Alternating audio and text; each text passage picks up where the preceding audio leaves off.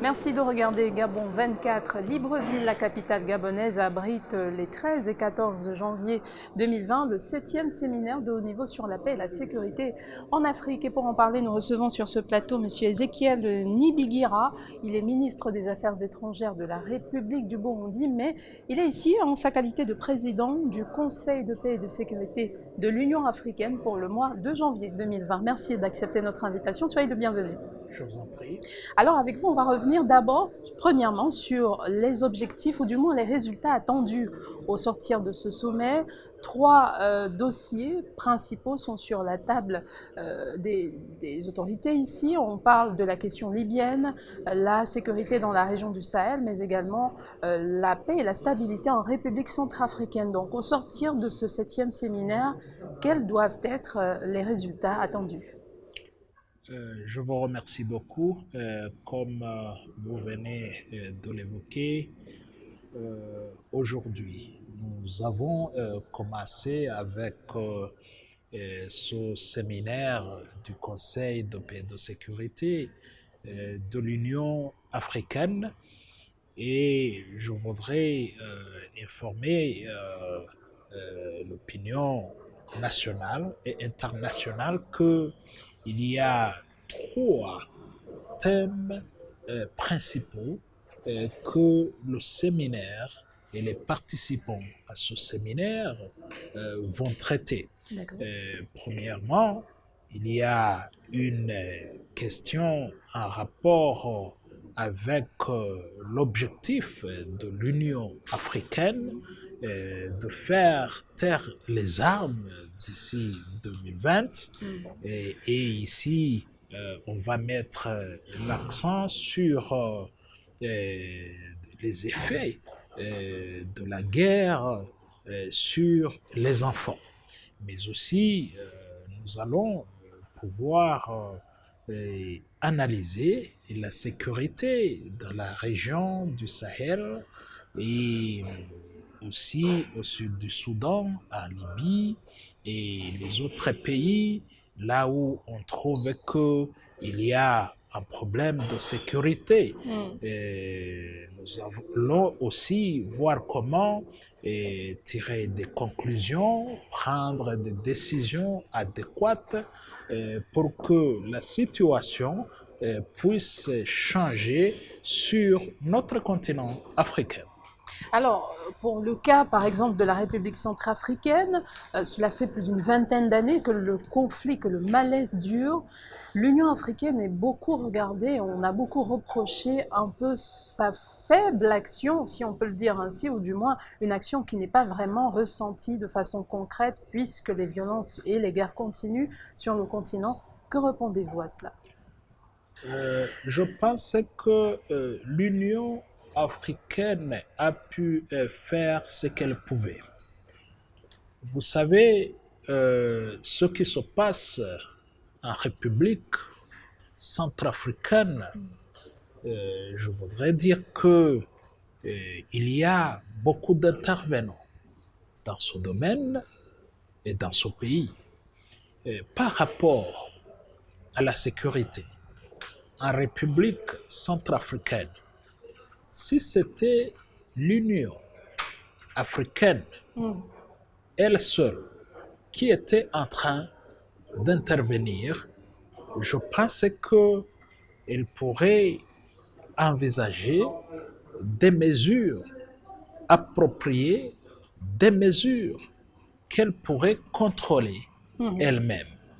Mais comme vous le savez, en Centrafrique, ce n'est pas seulement l'Union africaine qui est là. Et pas seulement le cas de la Centrafrique, on peut en dire autant de la République démocratique du Congo, même la question nigérienne, alors qu'on se tient ce séminaire, en France également, s'est ouvert ce 13 janvier, un sommet sur la sécurité au G5 Sahel. Finalement, est-ce que l'Union africaine et son Conseil de paix et de sécurité voudraient une autonomie pour pouvoir agir? Mais vous comprenez que à me centrer sur la République centrafricaine. Et si vous voulez, le Sahel. Bien sûr. Vous savez qu'il y a d'autres intervenants, l'Union européenne, les pays de l'Union européenne qui interviennent là-bas. Il y a la communauté internationale qui intervient de plus en plus dans ces régions. Et par rapport à l'intervention de l'Union africaine, vous savez que l'Union africaine n'a pas de moyens pour pouvoir intervenir d'une manière efficace et à temps réel.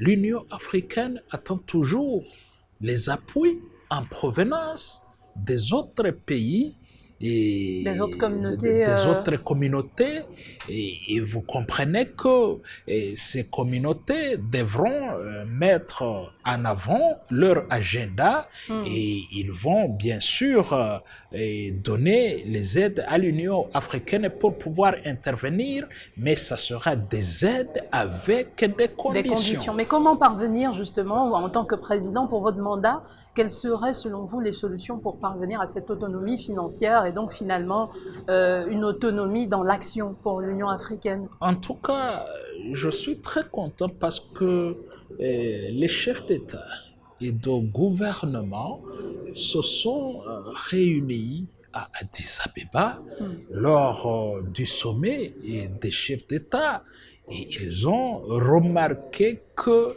si vraiment l'Union africaine ne devienne pas indépendante, on ne pourra réagir d'une manière efficace par rapport à ces questions de paix et de sécurité. C'est la raison pour laquelle on a mis en place un système de contribution qui va aider l'Union africaine à pouvoir intervenir partout dans les pays où il y a les problèmes de sécurité et de paix, bien sûr, en utilisant les moyens propres à l'Union africaine. On espère vraiment parvenir à cette autonomie. Vous avez parlé tout à l'heure de ce pan qui est donc évoqué au cours de ce séminaire, celui des conflits armés et des conséquences sur les enfants.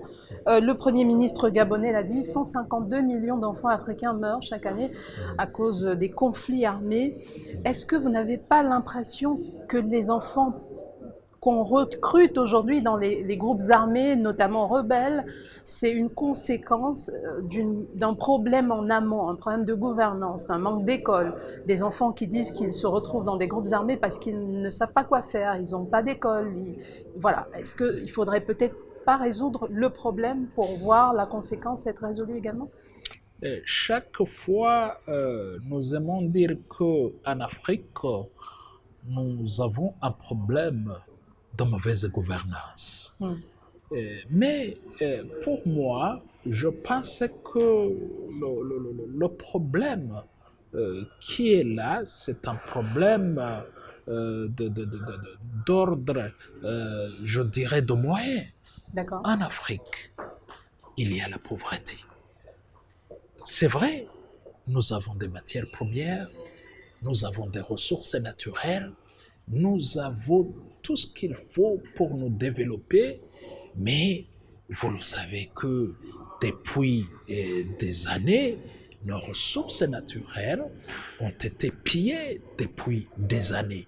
Et cela a fait que les États africains se sont appauvris d'une manière, je dirais, profonde.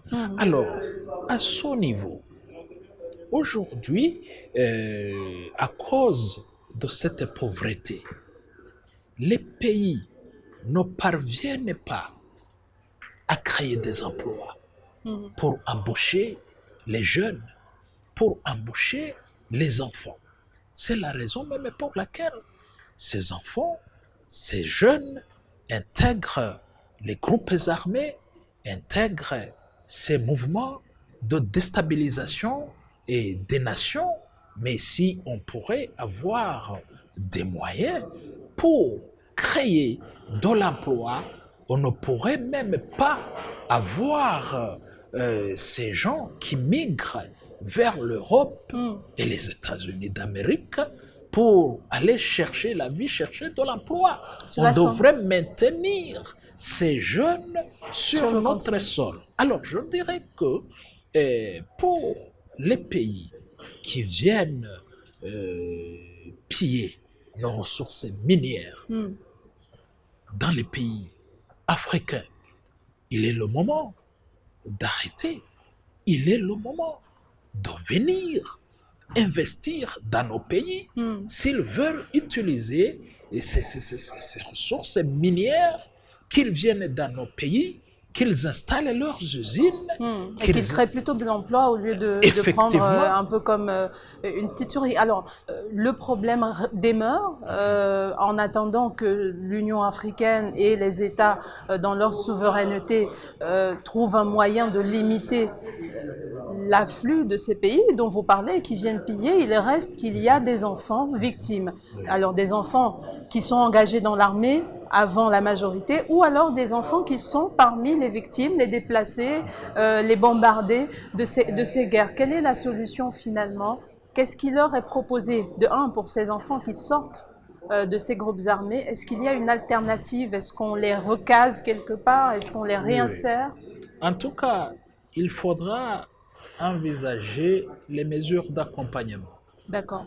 Parce qu'un enfant qui s'était habitué à manger sans problème, parce que quand il a besoin de la nourriture, de la viande, il va en avoir sans toutefois peiner. Mais quand il est quand il est privé de tout cela, c'est-à-dire que il va retourner là-bas. Il va y retourner. Donc, je dirais que la première chose qu'il faudra faire, c'est de pouvoir accompagner ces enfants en mettant en place un système de pourvoir l'emploi à ces enfants. Des formations professionnalisantes, par exemple. Vous savez, vous pouvez donner du pain à quelqu'un, mais si vous ne montrez pas à cette personne comment se procurer ce pain. Donc, il y aura toujours le problème. Bien sûr. Si une fois qu'il aura fini vous le pain entre les mains, ne parvenez pas à donner ce pain, il va essayer de chercher comment l'arracher. Comment l'arracher par force. Donc, c'est ça le problème. Il faut créer de l'emploi et s'il le faut, mettre en place des banques pour les jeunes.